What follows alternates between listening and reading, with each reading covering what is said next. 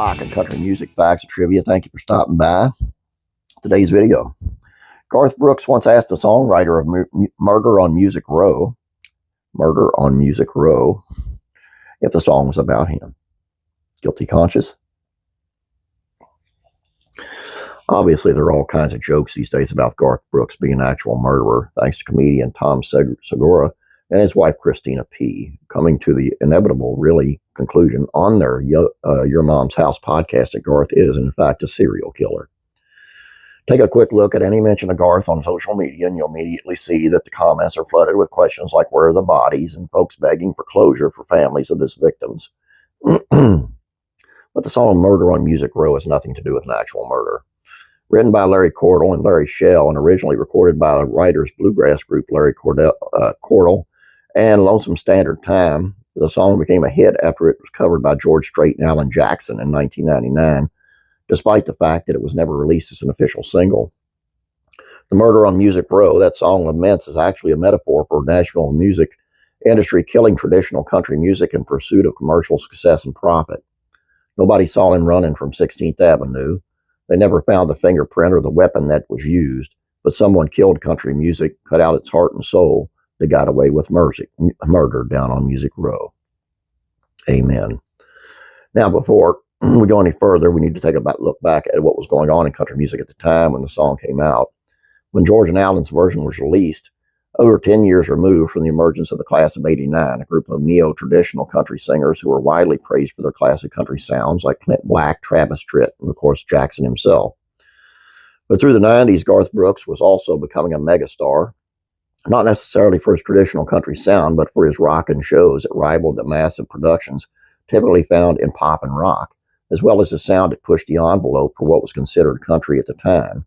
Of course, when you compare it to some of today's country, Garth's music sounds country as hell, but that's probably more of an incident of where country is today than anything. Or an indictment, I'm sorry. At the time, though, there were plenty who were critical of Garth and not happy that he was seemingly taking country into a more pop direction. It obviously wasn't just Garth, though. Shania Twain was also a massive superstar, and she blurred the lines between country and pop more than anybody. And there were plenty of others who were pushing country to its outer edges, or so we thought at the time. So Murder on Music Row wasn't necessarily aimed at any particular artist. In fact, it takes aim more at the Nashville machine that record labels who sold out for money and radio stations that replaced fiddle and steel-soaked heartbreakers with more friendly pop hits. But when Garth heard the song, it must have touched a nerve because he thought it was about him. Songwriter Larry Cordell discussed his hit on the podcast Murder on Music Row, which is produced by a Nashville newspaper, the Tennessean, and isn't just about the song, but about an actual music industry murder that occurred on Music Row in '89. And he said that when he was coming up with the album cover for his version of the song, he chose a location on Nashville's 16th Avenue, a street once famous for housing the major recording studios and labels that built country music.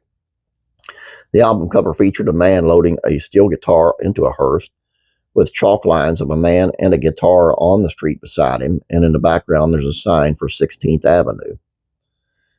As it turns out, Cordell chose the location for a pretty simple reason. It was the only 16th Avenue street on the sign on the street.